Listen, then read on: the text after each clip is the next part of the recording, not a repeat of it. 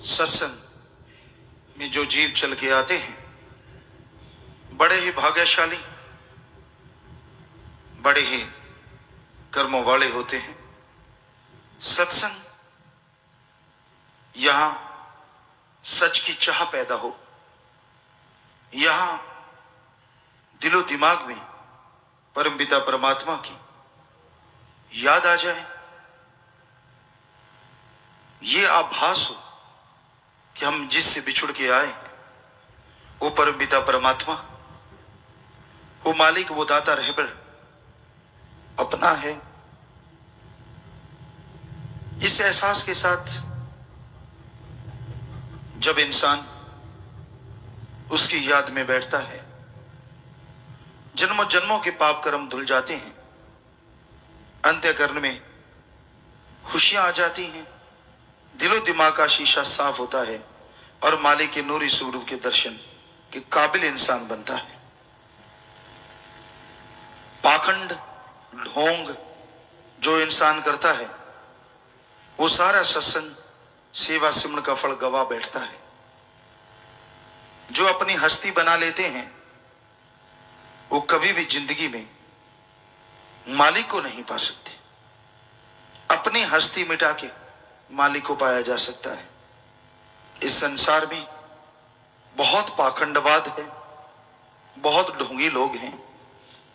आप किसी को भी देख के इज्जत करो, नारा लगाओ, बहुत बढ़िया है, लेकिन उससे ज्यादा अगर आप उसे भगवान या कोई ऐसा बना देते हैं तो आपकी बेड़ी में भी बट्टे डलते हैं, और जिसको आप बनाते हैं उसकी बेड़ी में तो वो खुद बट्टे डाल ही रहा है।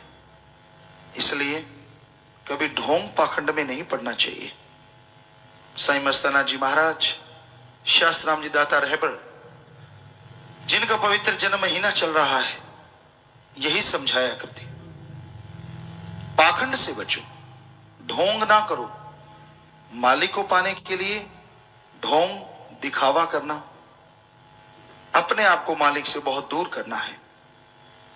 एक एम रखो, एक लक्ष्य रखो कि हमने अपने सतगुरु मौला अल्लाह वाहिगुरु राम को पाना है, बस उसके अलावा आंखों के सामने कोई नहीं आना चाहिए। मतलब ये कि उसके बराबर कोई दूसरा ना हो। पतिव्रता, आजकल तो बातें रह गई हैं, युग इतना बदल गया है। पतिव्रता कह लो, पत्नी व्रता कह लो, मतलब एक ही है। दोनों तरफ एक जैसा ही होना चाहिए, क्योंकि समाज पुरुष प्रधान है तो इसलिए यहां पतिव्रता ज्यादा चलता है। लेकिन हमारे वेद शास्त्र धर्मों में तो यही लिखा है, पतिव्रता पत्नी व्रता। तो इसी की आपको कई बार एक बात सुनाई है कि एक गुरसिख को, एक मुरीद को कैसा होना चाहिए। एक राजा पेड़ पौधों से बड़ी मोहब्बत करता था। बाग बगीचा लगाना, उसकी संभाल करना, कुदरत से बड़ा प्यार था, नेचर से। तो एक उसका बड़ा बड़का पेड़ था, आम के पेड़ थे, बहुत प्यार करता था, उनके पास जाके बैठता था, बातें करता था।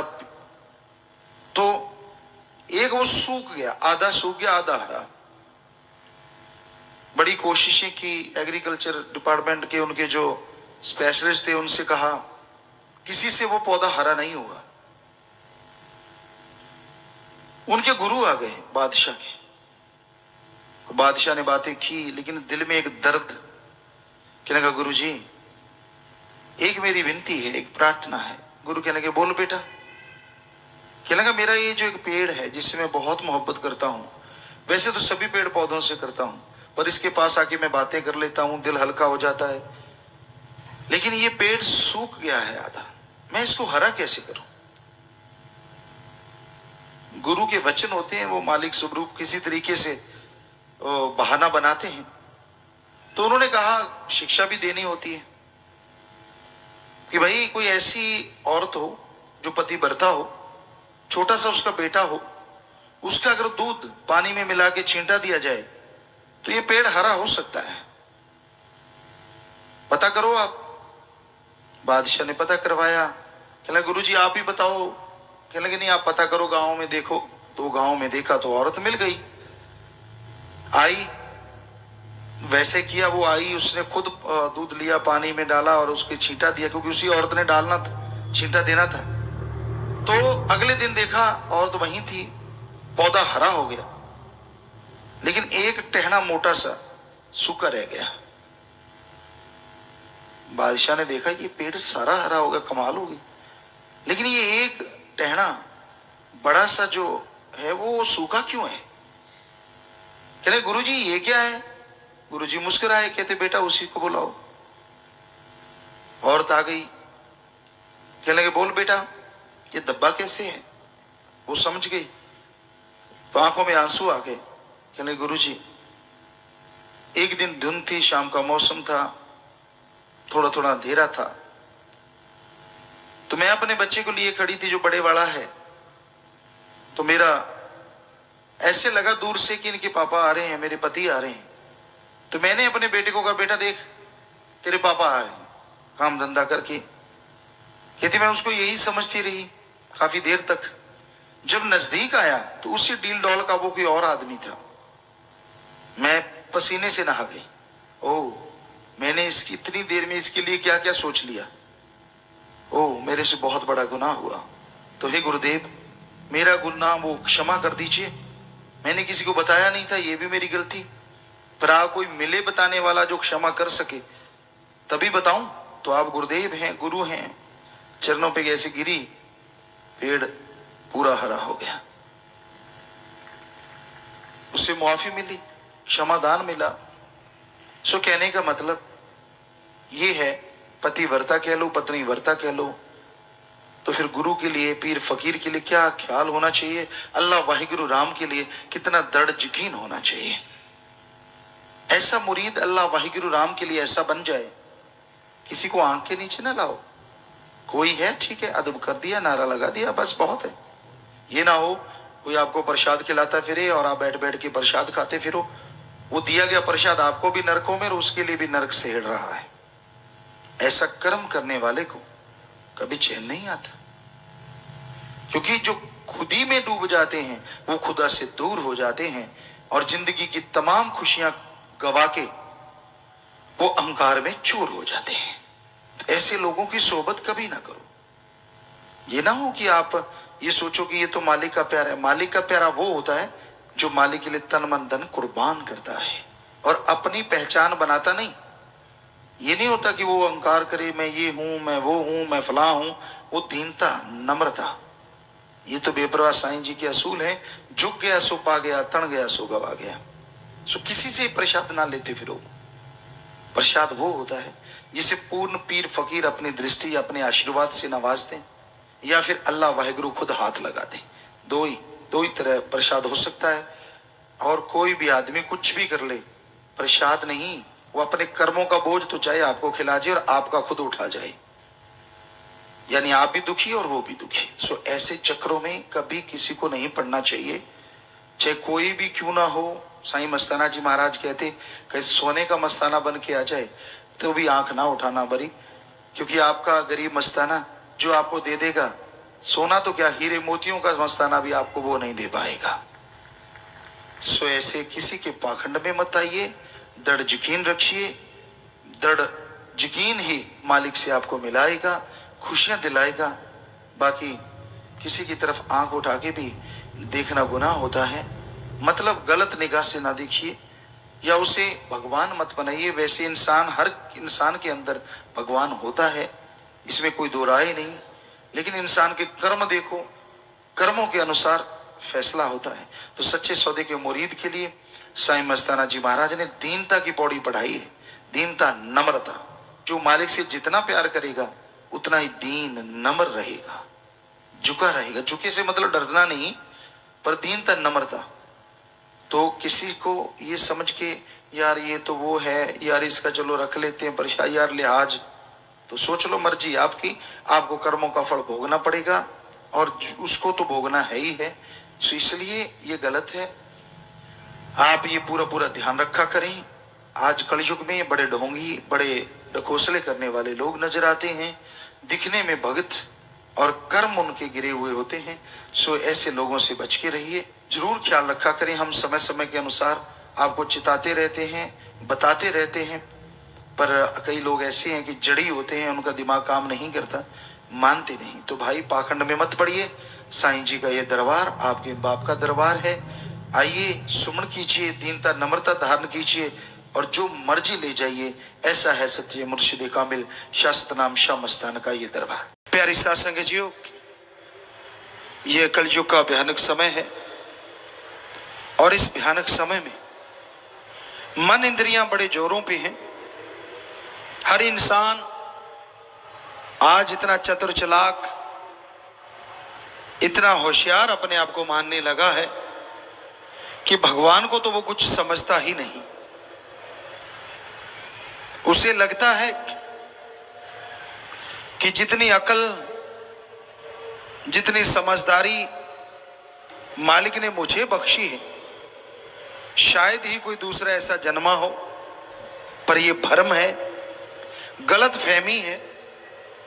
उस मालिक ने सबको दिमाग दिया है, उस मालिक ने सबको अकल दी है, पर कोई ज्यादा इस्तेमाल करता है और कोई कम इस्तेमाल करता है।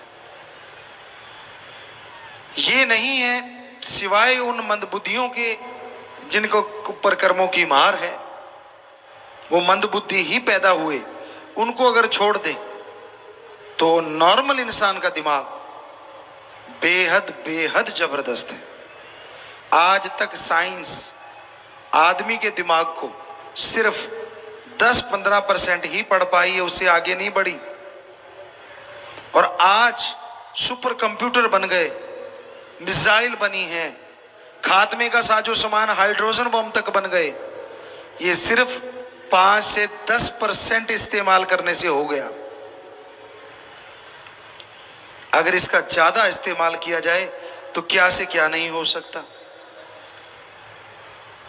आज दुनिया जो तबाही के रास्ते की तरफ जा रही है, काश सारे साइंटिस्ट इसलिए लग जाएं कि इंसान को ज्यादा से ज्यादा सुख कैसे मिले, ज्यादा से ज्यादा दिलो दिमाग में शांति कैसे आए, ज्यादा से ज्यादा शांत में रहते हुए आनंद में जीवन कैसे व्यतीत किया जाए।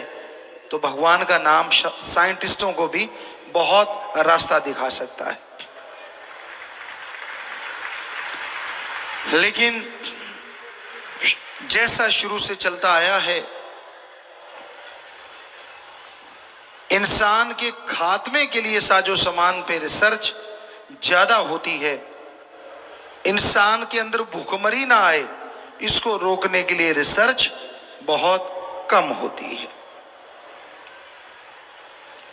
अगर ये रिसर्च कर दी जाए तो हम कहते हैं कोई दुखी रहे ही ना बाहरी तौर पे, और साथ में ईश्वर का नाम ले तो अंदरूनी तौर पे भी सुखी हो सकता है। होड़ मची हुई है इंसानों में एक दूसरे को नीचा दिखाने की। होड़ मची हुई है देशों में एक दूसरे से ज्यादा टेक्नोलॉजी लाके डराने की। होड़ बहुत कम नजर आती है इंसानियत सृष्टि के भले कमाने की, बहुत कम। काश साइंटिस्ट तबाही का मार्ग त्याग की उसी यूरेनियम से, उसी तबाही की चीजों से भलाई की चीजें बना दें तो हमें लगता है ये गाड़ियों के लिए पेट्रोल डीजल की जरूरत ही ना रहे, ये गैस सिलेंडर, ये साजो सामान की जरूरत ही ना पड़े। क्योंकि उन तत्व से बहुत एनर्जी पैदा की जा सकती है। सूरज एक ऐसा तत्व है, या दूसरे शब्दों में ऐसी शक्ति है जिससे हम इतनी एनर्जी हासिल कर सकते हैं, इतनी एनर्जी हासिल कर सकते हैं, कोई बैटरी की जरूरत नहीं, कोई डीजल पेट्रोल की जरूरत ना पड़े, कोई गैस सिलेंडर की जरूरत ना पड़े। अगर इस पे पीछे लग जाएं और इसको हम पकड़ लें साइंटिस्ट लोग, तो पूरे घरों में चूल्हे फ्री में चलेंगे। साइकिल, गाड़ियां, मोटरसाइकिल वगैरह सब फ्री में चलेंगे, क्योंकि साइकिल पे भी इंजन लग जाएगा जब शुरू से ही चार्ज होना है। पर कोई उधर दिमाग लगाता ही नहीं, एक हद तक दिमाग लगाते हैं, छोड़ देते हैं। और बेचारा कोई सीधा साधा बंदा उसको पकड़ ले तो उसको कह देते हैं तू नहीं कर सकता, तू कानूनी दायरे से बाहर है। बहुत सस्ते में बहुत बढ़िया चीजें बन सकती। डीएनए के इलाज के लिए हमारे डॉक्टर, हमारे साइंटिस्ट अगर लग जाएं, जो रामायण काल में होता था कि आदमी का डीएनए ठीक कर दिया जाता था और वो सैकड़ों साल जिंदगी जीता रहता था, कभी भी उसको दुख नहीं आता था। लेकिन यहां तो दवाई की सारी फैक्ट्रियां बंद हो जाएंगी। वो होने क्यों देंगे डीएनए की टेस्ट? कितनी दवाइयों के बैठे हैं। अब सोच के देखिए, पूरे वर्ल्ड में सबसे ज्यादा मुनाफा कमाते लोग इससे, 3 के 33 लेते हैं। बुरा ना मानना, और क्षेत्रों में भी यही हाल है, पर ख्याल में आ गया तो जो ख्याल में आ गया हमने बोल दिया। हमें ऐसा लगता है, ये हमारे विचार हैं। हो सकता है 3 के 300 भी होते हो, हमें क्या पता, हो तो क्या 3 के 13 ही होते हो, क्या कह सकते हैं। लेकिन है गड़बड़ जरूर, पक्का है। वरना एक ही दवाई एक ही जगह पे हमने देखी है, 3 रुपए की भी मिलती है और 30 रुपए की भी मिलती है। क्यों भाई? सेम साल्ट है, सेम सब कुछ है। वो बेचारा कोई दानिशमंद देता है, कमाई नहीं करता। वो कहता मैं भी 5 पैसे या 10 रुपए से कमाता हूं, इसका मतलब 2 रुपए 90 पैसे की पड़ती है, और उसी के 30 रुपए भी हमने लेते देखा लोगों को। हर बिजनेस में, हर व्यापार में ये चीजें हो रही हैं। तो काश हमारे साइंटिस्ट, काश हमारे डॉक्टर इस बारे में कदम उठाएं कि हाँ, इंसानियत के भले के लिए हम डीएनए तक जाएंगे। हमने यहाँ के डॉक्टरों को बोला है, हमारे सत्संगी डॉक्टर यूएसए में भी हैं, हर जगह वो आए भी हैं, तो हम उनको कहते रहते हैं कि बेटा ऐसा रिसर्च करो कि डीएनए के बारे में आप सर्च करो, क्योंकि ऐसा हुआ है, कभी ऐसा था। यहां बहुत सारे आज डॉक्टर भी आए होंगे, क्या आप बता सकते हैं? हम डॉक्टरों से ही पूछना चाहेंगे। शाम को लोग तलवारों से लड़े, भालाओं से लड़े, यहां तक कि एटम की शक्ति का भी सामना करा, जख्मी हो गए बुरी तरह से, वो बेहोश हो गए, लेकिन अगले दिन तलवार लेके फिर लड़ रहे। कैसे? महाभारत का पढ़ के देखो, कितनी बड़ी साइंस थी तब। एक स्नेह लेप नाम था, कितना भी बड़ा जख्म हो, स्नेह लेप, कितना भी बड़ा जख्म, रात को लुगदी बना के भर देते थे, सुबह तक जख्म भर जाता था। क्या था वो? इंडिया में था। आप मर्रम देते रहते हैं कि झरीट 10 दिन तक ठीक नहीं होती,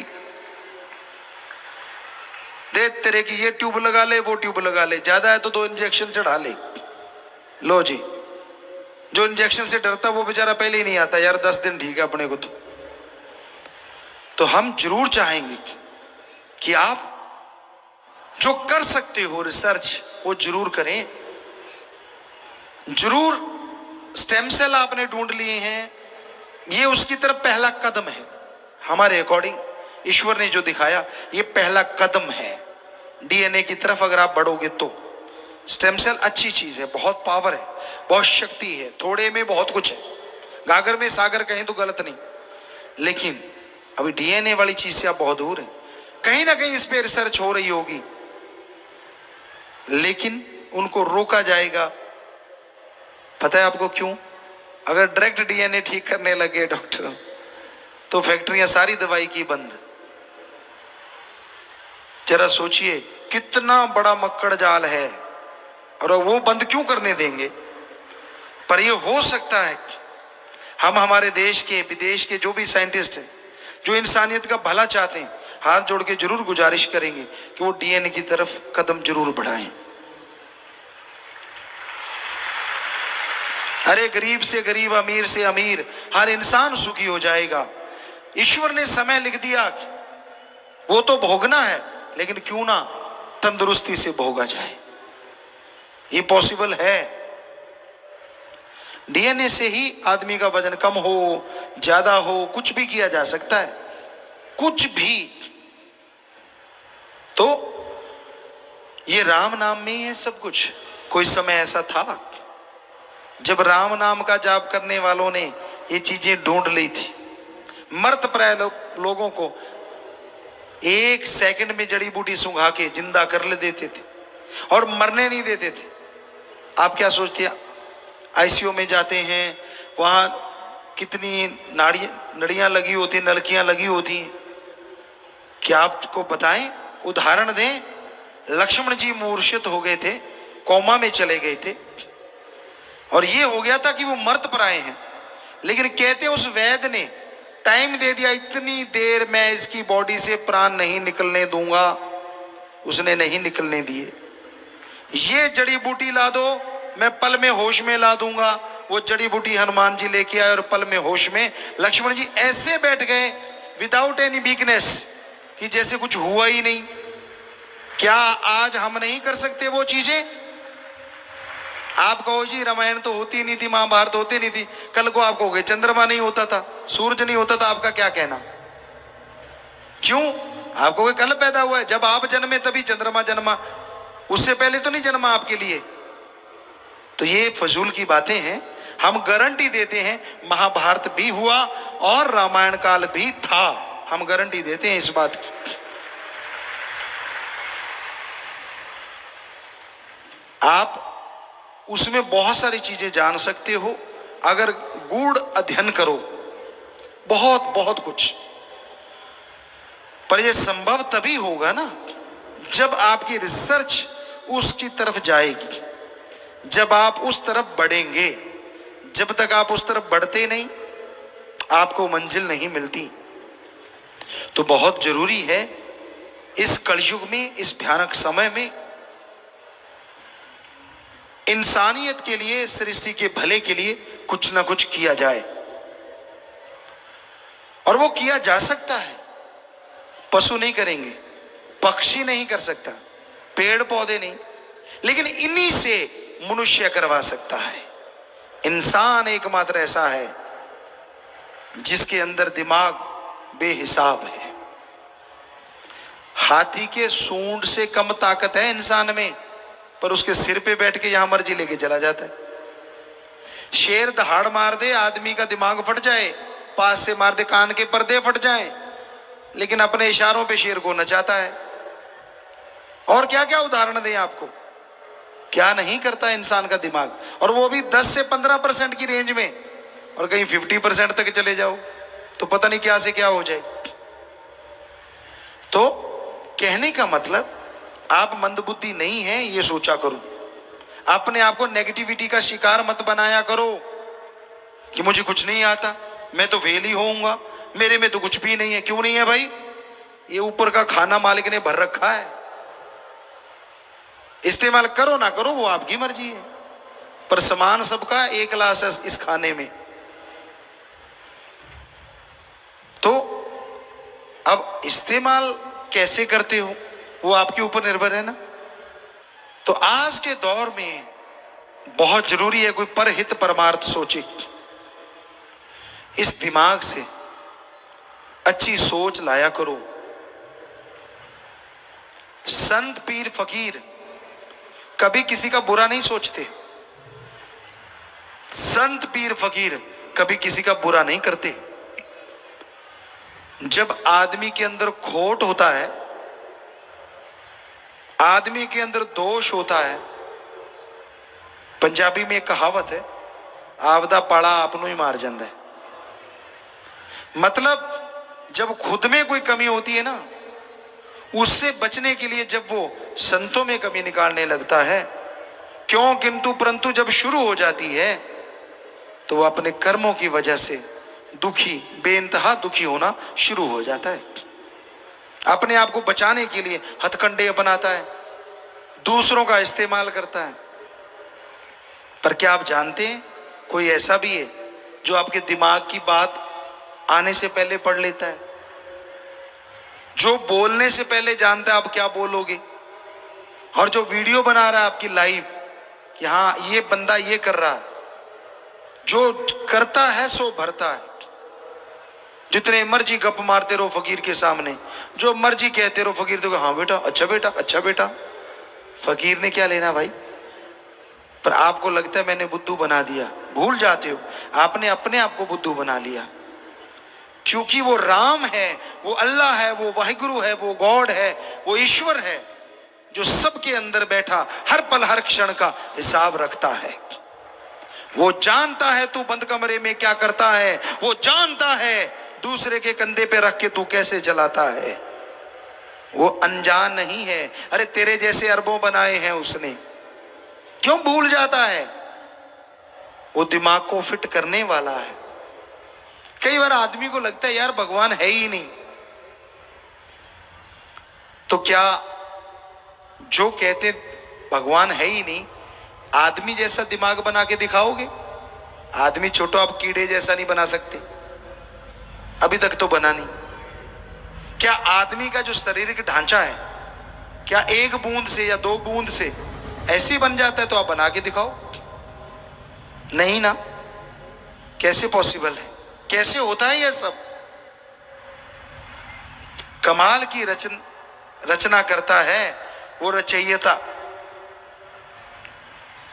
2 सगे भाइयों के हाथों के निशान अलग अलग होते हैं। 2 सगे भाइयों की तकदीर कई बार अलग अलग देखने में मिलती है।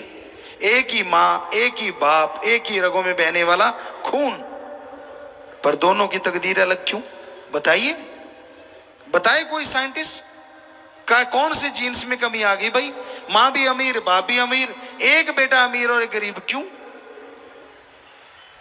दोनों की औलाद, दोनों का खून। तो बहुत सारे ऐसे सवाल हैं जो साइंस मुंह बाए खड़ी रह जाएगी, उसे समझ नहीं आएगी। पर हां, रूहानियत में इसका जवाब है। जैसे कर्म करते हो वैसा फल आने वाले टाइम में भोगना पड़ता है। मन घड़ंत चीजों पे आप चलते रहते हो, और मन इतना जालिम है जो इंसान को डुबोने में ज्यादा देर नहीं करता। कई बार आपको बात सुनाई है आत्मा और मन की, कई बार उदाहरण दिया है आपको कि एक बुजुर्ग माता थी, उसने 2 पालतू पशु रखे हुए थे, एक था बंदर, एक था बकरा। एक दिन क्या हुआ, सब्जी काट रही थी, फ्रूट पड़े थे, अचानक संदेश आया कि उनके घर मेहमान आने वाले। तो उसने सोचा चलो दुकान से कुछ सामान ले आऊं। वो चली गई, सब्जी काट रही थी, फ्रूट वहीं पड़ा था, बकरा बंधा था, बंदर बंधा हुआ था। लेकिन हुआ क्या, जब वापस आई तो सारा फ्रूट गायब था और बकरा सब्जी में मुंह मार रहा था, खुला हुआ था। बुजुर्ग औरत ने आप देखा ना ताप, डंडा लिया, उठा और 8-10 धर दी। पड़ोसी देख रहा था, उसने रोका, ए माता रुक, ताई रुक। कहने लगी बेटा क्या है? मर जाना, मेरी सारी सब्जी खा गया बकरा। ताई ये गलत। कहते सही क्या है? कहता मैं देख रहा था, ये तेरा जो बंदर है ना, इसने गल से रस्सा निकाला, सारी फ्रूट चट कर गया, आधी सब्जी चट कर गया, और बाद में बकरे का रस्सा खोल दिया, खुद के गले में डाल के आराम से बैठा है। काम उसका है, पड़ बकरे की रही है। तो उसी तरह काम आपके मन का होता है और पड़ आत्मा की रही होती। नेगेटिविटी जिनके अंदर होती है ना, किसी पे उनको यकीन आता ही नहीं, और ऐसे लोग कभी किसी के यकीन के पात्र बन ही नहीं सकते। कितने ही अपने आप को चेंज कर लें, कुछ भी कर लें, बिन पहनदे की लोटे की तरह होते। ना वो राम में यकीन, ना भगवान में यकीन, ना पीर फकीर में यकीन। वो बात सुनाया करते हैं, जमुना गया तो जमुना दास और गंगा गया तो गंगाराम। मतलब जिसने लाया गली ओदे वर तुर चली। अजीबो गरीब बातें हम देखते रहते, चुप रहते हैं, मुस्कुराते रहते हैं, मालिक से दुआ करते रहते हैं सबको सद्बुद्धि बख्शे। लोगों को अपना सिक्का चलाना होता है। जब लगा कि सिक्का नहीं चला तो गड़बड़, और चल गया तो खोटा भी अच्छा। तो तो राम का नाम इस कलयुग में अति जरूरी है। ओम हरि अल्लाह वाहिगुरु के नाम के बिना आपको सद्बुद्धि नहीं आएगी। आप दूसरों के भले की तो छोड़ो, अपना भी भला नहीं कर पाओगे। राम नाम का सुमरन करना पड़ेगा, भक्ति करनी पड़ेगी। 15 मिनट करो, आधा घंटा करो, वो आपकी मर्जी, पर करो। उससे आपको सही रास्ता मिलेगा, उसी से आप परम पिता परमात्मा की खुशियां हासिल कर पाएंगे। और राम का नाम लेना कितना आसान है। आपको लगता है कि नहीं, पर है आसान। साईं मस्ताना जी, शास्त्रनाम जी दाता ने सिर्फ 3 ही शब्द बना दिए, और अगर एक ग्रंथ दिया होता तो क्या करते आप? अब 3 शब्द भी आप जाप नहीं करना चाहते। कई लोग बड़ा अजीबोगरीब जवाब देते हैं, गुरुजी टाइम नहीं लगता। कमाल है यार, पोटी नहीं जाता क्या? जाता है। आजकल के बच्चे तो आधा घंटा फोन पे मत्था मार के निकाल के आते हैं। उसकी जगह फोन ना ले, राम का नाम जपता रहे, उधर भी काम और उधर भी काम, क्या पता कब मिल जाए राम। पर ना जी, बता कौन सा तेरा काम छुड़वाया? गाड़ी चला रहा है, चलाता जा, हाथों से गाड़ी चला, पैरों से क्लच ब्रेक रेस दबा, और जीवा को अल्लाह वाहिगुरु यार के साथ लगा। बता क्या काम छुड़वाया तेरा? तेरी गाड़ी भी जा रही है और उधर वाली गाड़ी भी जा रही है, क्या पता कौन सी गाड़ी कहां पहुंच जाए। ये फजूल के बहाने ना मारा करो।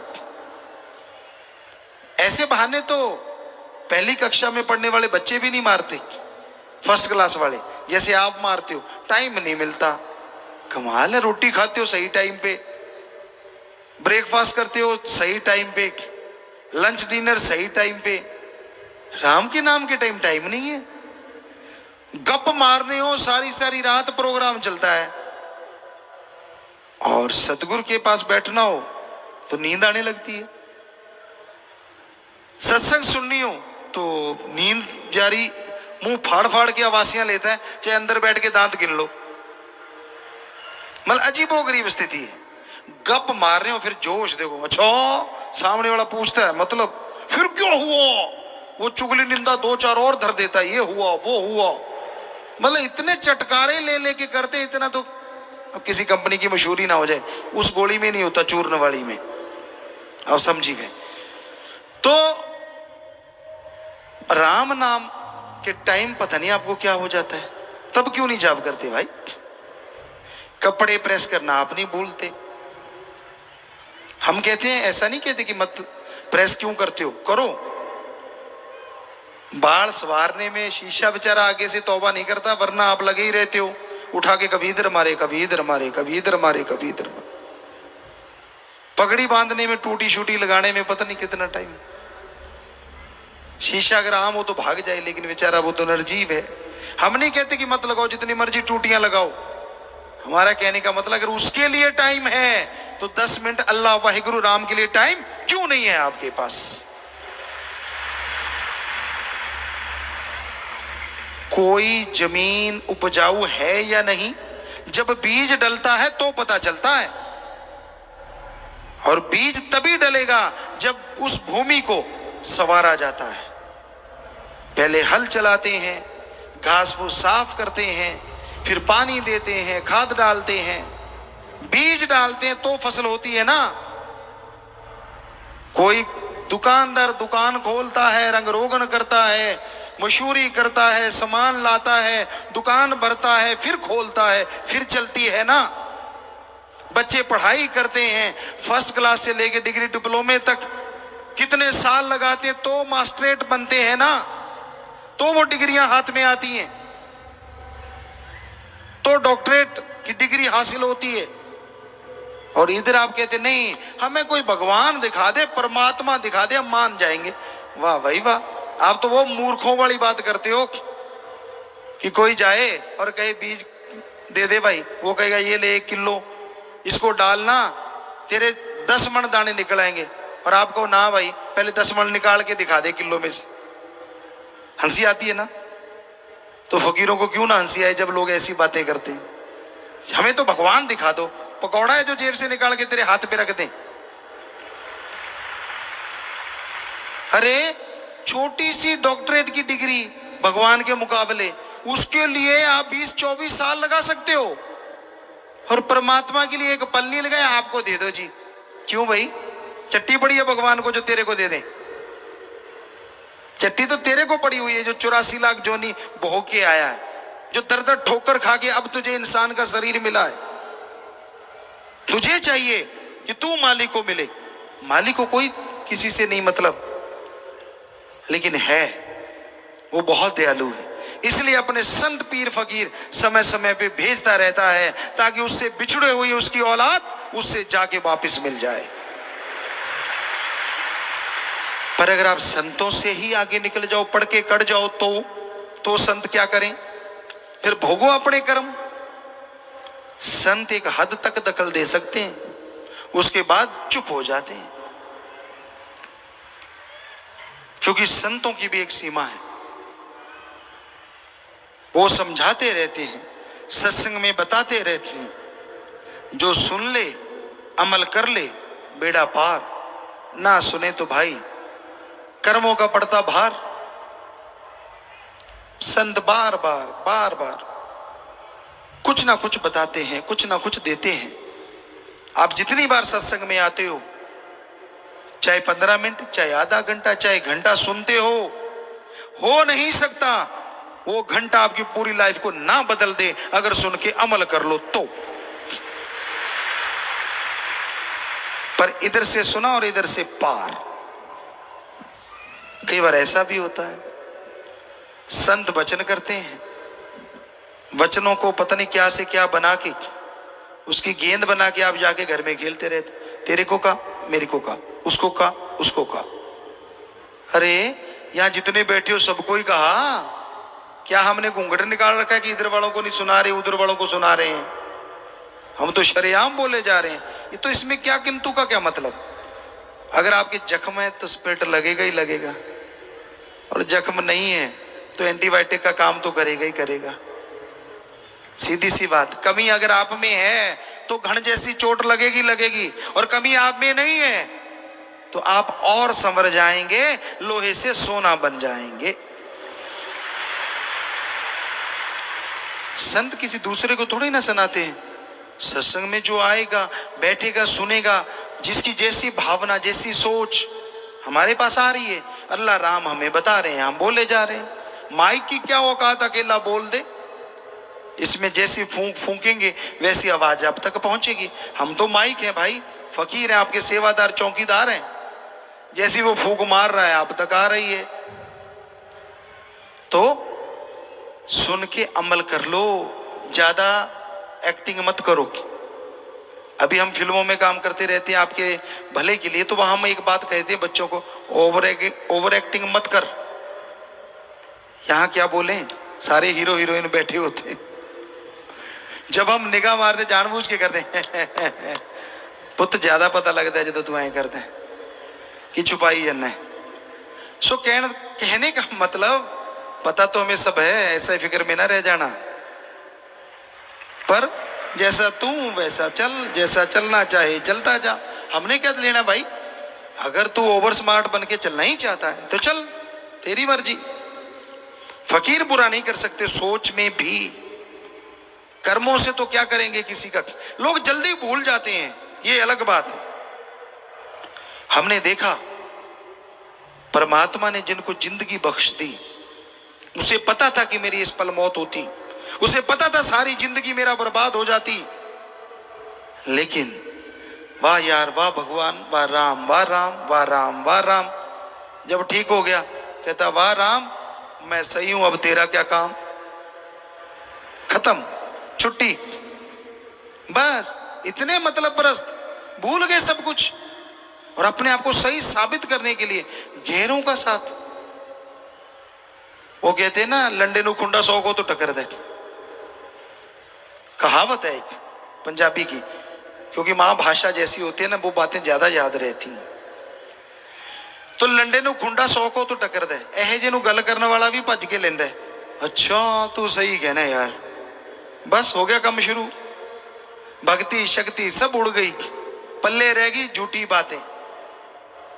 वही यार दोस्त, वही मित्र अच्छे लगते हैं जो हाँ में हाँ मिलाएं। कोई सच्ची बात कह दे बड़ा कड़वा लगता है, गड़बड़ लगती है कि यार मेरे को इसने सच क्यों बोला।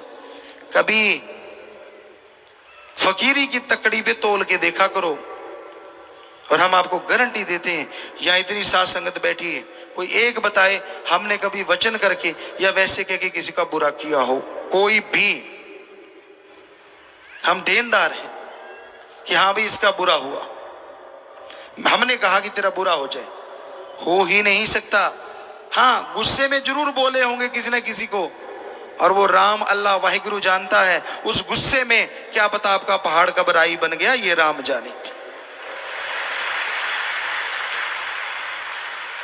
कैसे फिल्म दिखाएं आपको, कैसे कर्म काटते हैं वो भगवान, कैसे राम का नाम जपने वालों की सहायता करते हैं राम।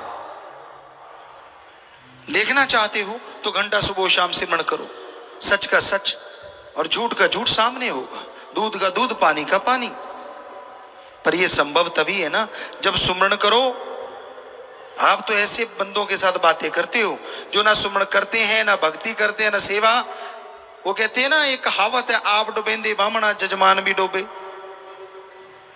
ऐसे लोगों से बात करोगे तो भक्ति कहां से खिलेगी। वो तो कहेंगे हाँ यार तू यार छोड़ यार, क्या मिला तुझे, क्या हासिल हो गया तुझे। फकीर जो जिस काबिल होता है उसको वही चीज बख्शते हैं। फकीर कभी भी गलत नहीं हो सकता। उनको गलत कहने वाले के कर्म बुरे आ जाते हैं, शायद इसलिए वो बोलते रहते हैं। हम नहीं चाहते भगवान किसी का बुरा करे, सबका भला करे, सबका फायदा हो। ऐसा कहने वाले भी मालिक की दरगाह में बख्शे जाएं, यही मालिक से दुआ कर सकते हैं, बाकी उसकी मर्जी। फकीर गलत करता है। कईयों ने मस्ताना जी के टाइम बोला, फिर परमपिता शास्त्राम जी महाराज है उसके टाइम बोला, आजकल भी लोग बोलते रहते हैं। ये तो चलती रहती है निंदा चुगली। लेकिन सोचा करो, फकीर गलत क्यों करेगा भाई? क्या उसने पहले गलत किया? पहले तो नहीं, अब करता है। आपको क्या पता क्यों करता है, आप जानी जाने। और जब सच्ची बात बताओ फिर कहते हो अगर ओहो ही कहना था तो वैसा किया ही क्यों। तो हमारा कहने का मतलब, आप किसी को बुरा मत कहो जब तक उसके बारे में जानते नहीं। जान गए तो भी बुरा ना कहो। क्यों? कल को वो अच्छा हो गया और आपने उसको दोस्त बनाया, अगर बुरा कहा हुआ है तो फिर क्या होगा। सच्ची बात कड़वी लगती है। कोई सच कह दे, हम रोज आजमाते हैं, कोई सच कह दे तो मिर्ची लगती है, और कोई लिपा पोती करता रहे तो वो अच्छा लगता है। तो भाई नेचर बदलनी चाहिए। फकीर सबका भला मांगते हैं, तरवर फल नहीं खाते है, सरवर पीवन नीर, परमार्थ के कारण संतन भयो शरीर। तरुवर पेड़ पौधे फल खुद नहीं खाते, सरोवर मीठे समुद्र या समुद्र पानी खुद नहीं पीते, सब दूसरों के लिए होता है। और वैसे ही संत सब कुछ समाज के भले के लिए करते हैं, पर्सनल उनका अपना कोई हित नहीं होता। लेकिन पता नहीं, इंसान की बुद्धि भ्रष्ट जब हो जाती है उसे लगता है, तो भाई हम तो गुजारिश कर सकते हैं। एक कहावत है, पहला मंजे थल्ले सोटी मार। मतलब पहले खुद के बारे में तो विचार कर ले, तू कहां से 30 मार भगता गया। कौन सी ऐसी भक्ति कर रखी है जो तू फकीर को पहचान गया। फकीर की बात में राज होता है, उसे गलत तरीके से मत लिया करो। अगर उसने वचन कहा है 100% आपका फायदा होगा, नुकसान नहीं होगा। तरोड़ मरोड़ के चटकारे ले लेके मसाला लगा लगा के कुछ और ना बनाया करो। मर्जी आपकी, हमें कोई दुख नहीं लगता, और लगता भी है। दुख इसलिए नहीं लगता कि हमारी बात क्यों काटी, और लगता इसलिए है कि वो राम ने कहलवाई है, उसमें पता नहीं आपका कितना फायदा होने वाला था और वो आपका नुकसान हो गया। तो भाई फकीर कभी किसी का बुरा नहीं करते, सबका भला सोचते हैं, भला करते हैं। लेकिन कलयुग है, यहां भला किया लोग चुटकियों में भूल जाते हैं। चुटकियों में जिंदगी तक जिस मालिक ने दी हो भूल जाते हैं वो कि यार मेरी जिंदगी जब उसकी दात है तो मेरा मुझ में क्या है। ऐसे तो नहीं गुरु साहबानों ने लिखा, मेरा मुझ में कुछ नहीं, जो कुछ है सो तेरा, तेरा तुझको सौंपते क्या लागे है मेरा। ये दो लाइनें ही अगर कोई मान ले तो राम का ऋण कभी ऐसा हो ही ना कि उतार पाए। उसको पता है कि लाइफ में ये पल था और अब ये पल है किसकी वजह से। तो मतलब ही नहीं है कि इंसान उस राम के प्रति कभी गलत बोले, भगवान के प्रति कभी गलत बोले। लेकिन ये यहां से जिंदगी यहां मिली, और जैसे आपको बोला कि जब सब कुछ ठीक है तो राम का क्या काम, और जब नुकसान होने लगा, घाटा पड़ने लगा, आजा राम आजा राम। तो ये सही नहीं है। एक रस तो रहिए कम से कम, उसका शुक्राना करोगे, हम गारंटी देते हैं शुक्राना नहीं करवाएगा वो, बदले में ढेर लगा देगा वो खुशियों के, दया में रहमत के, कृपा दृष्टि के। हाँ, आप मानो ना मानो वो एक आपकी मर्जी है, आप अपनी राय रखते हैं। आप हर कोई मर्जी के मालिक हैं, आप पशु नहीं हैं जो खूंटे से बंधे हुए हैं। हर इंसान अपनी मर्जी का मालिक, हर किसी में अपनी अकल है। पर कईयों को हमने देखा, जो उनको पहले देखा कई सालों वही हाल, वही अहंकार, वही खुदी, वही सब कुछ, ना बदले। तो भाई फकीर ये नहीं कहते कि तू मेरी पूजा कर, फकीर कहते पूजा उसकी कर जो तेरे अंदर रहता है, पूजा उसकी कर जिसने सारी सृष्टि को बनाया है, पूजा उसकी कर जो अल्लाह वाहिगुरु राम है, उसकी पूजा कर। और पूजा के लिए पैसे ना चढ़ा, पूजा के लिए नोट बोट की जरूरत नहीं है, उसकी पूजा करनी है। अगर तेरी आंख से उसकी याद में तड़पते हुए एक आंसू भी बह गया, वो हीरे जवाहरात से बढ़ के मालिक दान मानेगा और खुशियों से लवरेज कर देगा। पर उसकी याद में, सिर्फ उसकी याद में। हमने देखा है लोग वैराग्य पैदा करने के लिए मरे हुए माँ बाप को याद करके रोने लग जाते हैं। एक्टिंग में तो ठीक है, पर आप ये दिखाओ कि मैं तो भगवान की याद में, मुझे तो जी वैराग्य आ गया, ये गलत है। वैराग्य लाया नहीं जाता, आ जाता है, और वो जो आ जाता है तो ईश्वर को भी ले आता है। तरीके रास्ते भगवान को बहुत जल्दी पाया जाता है। खुश्क निवाजे खुश्क रोजे, खुश्क भक्ति खुश्क इबादत, सालों लगे रहो कुछ फर्क पड़ता नहीं। और तरीके रास्ते, वैराग्य के रास्ते लोग कुछ घंटों में मालिक को पा लेते हैं। तो भाई ये वैराग्य का रास्ता अल्लाह वाहिगुरु राम तक जल्दी ले जाता है। लेकिन भाग्यशाली जीव होता है जिसकी आंखों से दो बूंदें वाहिगुरु के लिए, राम के लिए गिरती हैं। बेटा नहीं हुआ, आंसू, पशु दूध नहीं दे रहा, आंसू, दुकान में घाटा बढ़ गया तो आंसू, बच्चों के नंबर कम आ गए तो आंसू। क्या है, अगली बार ज्यादा आ जाएंगे।